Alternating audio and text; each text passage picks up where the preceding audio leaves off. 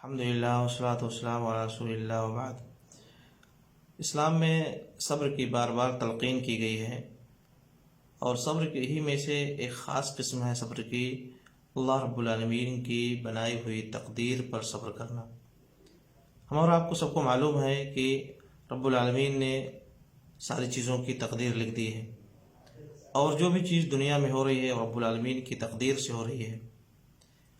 اور بطور خاص اللہ رب العالمین نے مصیبتوں اور پریشانیوں کے تعلق سے قرآن کریم میں ارشاد فرمایا کہ ما اصاب من مصیبت الا باذن اللہ۔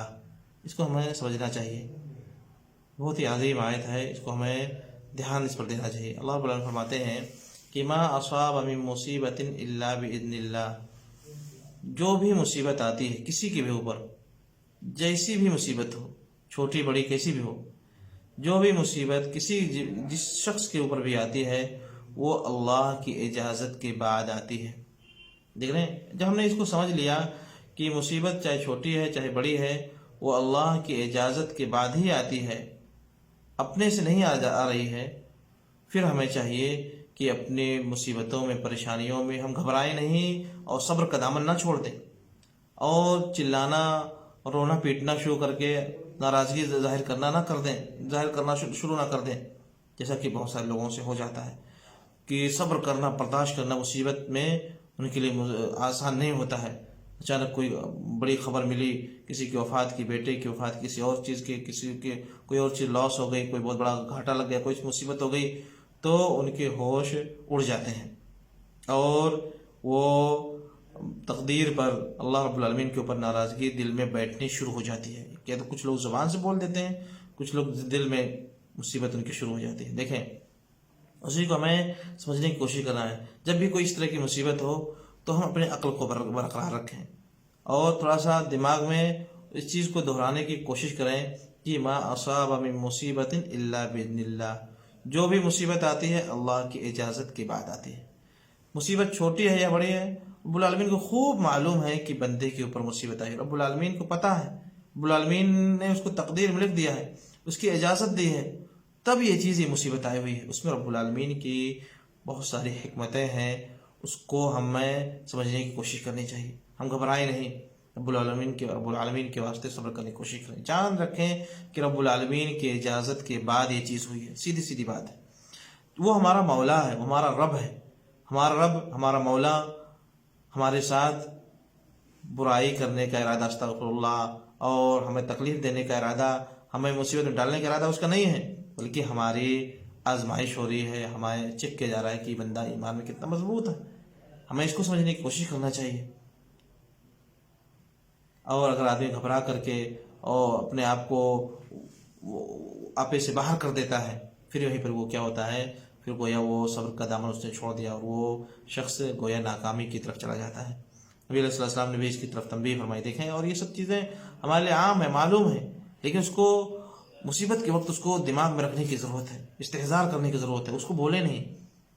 سنن ابی داؤد اور ابن ماجہ وغیرہ کے لیے بات ہے کہ ما اصابک لم یکن لیخطئک وما اخطأک لم یکن لیصیبک۔ ہے بندے، تمہیں جاننا چاہیے، انسان تم جانو، جو مصیبت تمہارے اوپر آئی ہے وہ تمہارے اوپر آنی ہی تھی، دنیا کی کوئی طاقت اس کو روک نہیں سکتی تھی۔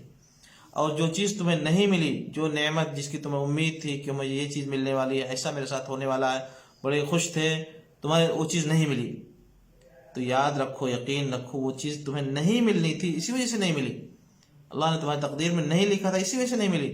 دنیا کی ساری طاقتیں تمہیں اس کو دینے کی کوشش کرتی تب بھی نہیں دے سکتی تھی، کیونکہ رب العالمین نے تمہاری تقدیر میں اس چیز کو نہیں لکھا تھا۔ لہذا خوش رہیں، جو بھی ہوا ہے انشاءاللہ خیر ہی ہوگا۔ اللہ رب العالمین کی تقدیر پر صبر کریں، خوش رہیں۔ اس چیز کو ہمیں پکڑنے کی ضرورت ہے، سمجھنے کی ضرورت ہے۔ مصیبت کیسی ہی کیوں نہ ہو، اگر اس چیز کو ہم اپنے سامنے حاضر رکھتے ہیں تو انشاءاللہ مصیبت دھیرے دھیرے دل اس کے اوپر مضبوط ہونا شروع ہو جائے گا۔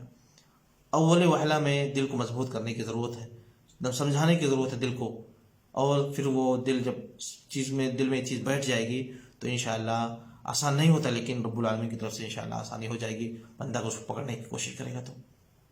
اللہ کے نبی علیہ السلام نے ارشاد فرمایا، حسن رضی کی حدیث ہے کہ ان عدم الجزاء ما عدم البلا، جس قدر تمہیں چاہیے کہ ہم چاہتے ہیں کہ ہمیں آخرت میں عظیم بدلہ ملے، تو یاد رکھو عظیم بدلے کے لیے بڑی بڑی مصیبتیں بھی سہنی پڑیں گی دنیا میں۔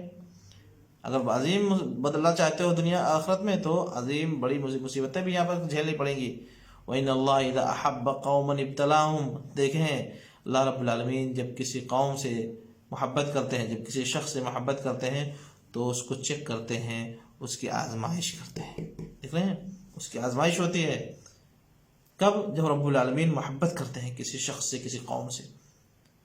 فَمَنْ رَضِيَ فَلَهُ الرِّضَا، جو شخص خوش رہا کہ رب العالمین کی تقدیر سے جو چیز ہو رہی ہے ہمیں اس پر صبر کرنا ہے، اور صبر کے دامن کو پکڑا رہا، رب العالمین کے اوپر ناراضگی نہیں دکھائی، فَلَهُ الرِّضَا، تو رب العالمین بھی اس کے لیے اس سے خوش ہو جاتے ہیں، اس کے لیے خوشی اور رضامندی لکھ دی جاتی ہے۔ وَمَنْ سَخِطَ فَلَهُ السَّخْطُ، اور جو شخص ناراض ہوتا ہے تو رب العالمین کی طرف سے اس کے لیے ناراضگی لکھ دی جاتی ہے۔ لہٰذا اس کو ہم سمجھنے کی کوشش کریں، کبھی ہمارے لیے ایسا نہ ہو جائے کہ ہمارے لیے سختی ناراضگی لکھ دی جائے۔ استغفر اللہ۔ دوسری سنن ترمذی کی حدیث ہے، اللہ کے علیہ وسلم نے ارشاد فرمایا کہ اذا اراد اللہ بعبده خیرا عجل العقوبہ فی الدنیا، اللہ رب العالمین جب کسی بندے کے ساتھ خیر کا، بھلائی کا ارادہ فرماتے ہیں تو اس کی بہت ساری سزا کو دنیا ہی میں دے دیتے ہیں۔ گھبرائے نہیں، ہو سکتا ہے ہمارے اوپر مصیبت جو آ رہی ہے وہ ہمارے لیے ایک طرح سے آخرت کے بدلے میں دنیا میں یہ سزا دی جا رہی ہے تاکہ آخرت میں ہمارا کوئی عذاب نہ ہو۔ تو یہ بہت ہی بڑا پوائنٹ ہے، اس کو ہمیں سمجھنے کی ضرورت ہے، اور مصیبت میں ہم گھبرائیں نہیں، رب العالمین کے اوپر بھروسہ کریں، رب العالمین سے دعائیں کریں، گڑ گڑائیں۔ انشاءاللہ یہ چیز وقتی ہوتی ہے، صرف امتحان ہوتا ہے، اور آزمائش میں ڈٹے رہیں، رب العالمین کی طرف سے انشاءاللہ قریب آسانی بھی آئے گی۔ اور یاد رکھیں کہ یہ ہے مصیبت ہمارے ساتھ، آپ کے ساتھ خاص نہیں، یہ سارے لوگوں کے ساتھ یہ چیز لگی ہوئی ہے۔ بندہ جس قدر زیادہ دین میں مضبوط ہوتا ہے اسی قدر اس کی اور زیادہ آزمائش ہوتی ہے۔ نبی علیہ السلام کو دیکھیں کہ رب العالمین کے کتنے عظیم اور کتنے محبوب بندے ہیں، آپ اللہ کے خلیل ہیں، اس کے باوجود بھی نبی علیہ السلام کے اوپر کتنی کیسی مصیبتیں نہیں آئیں، ہر طرح کی مصیبتیں آئیں، پریشانیاں آئیں، آزمائشیں آئیں، لیکن رب العالمین کے حکم سے الحمدللہ آپ جمے رہے، ڈٹے رہے اور صبر کرتے رہے، اور صبر کرنے والوں کا عظیم مقام ہے۔ ہمیں چاہیے کہ صبر کی جو خاص دعا ہے اس کو پکڑنے کی کوشش کریں۔ اللہ رب العالمین نے اس کو ذکر فرمایا کہ الذین اذا اصابتهم مصیبہ قالوا انا للہ وانا الیہ راجعون، کہ اللہ کے صبر کرنے والے جو بندے ہوتے ہیں جب ان کو کوئی مصیبت پہنچتی ہوتی ہے تو کیا کہتے ہیں؟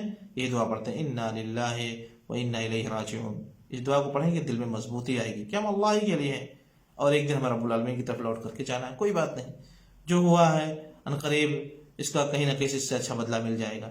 جو ہوا ہے رب العالمین کی اجازت سے ہوا ہے، رب العالمین کی اس میں کوئی حکمت ہوگی، صبر کرو، تھوڑا سا انتظار کرو، رب العالمین انشاءاللہ ہمارے ساتھ کسی اور اس سے بڑی بھلائی کو لے کر کے آنے والے ہیں۔ تو اس طرح سے آدمی اگر دل کو مضبوط رکھتا ہے تو انشاءاللہ اس کے لیے یہ چیز آسان ہو جاتی ہے۔ لہذا ہمیں چاہیے کہ یہ اللہ کی تقدیر پر صبر یہ بہت ہی عظیم چیز ہے، اس کو ہم سنبھالنے کی اور پکڑنے کی کوشش کریں۔ اللہ رب العالمین اس کی توفیق عطا فرمائے، آمین۔ وصلی اللہ وسلم علی نبینا محمد۔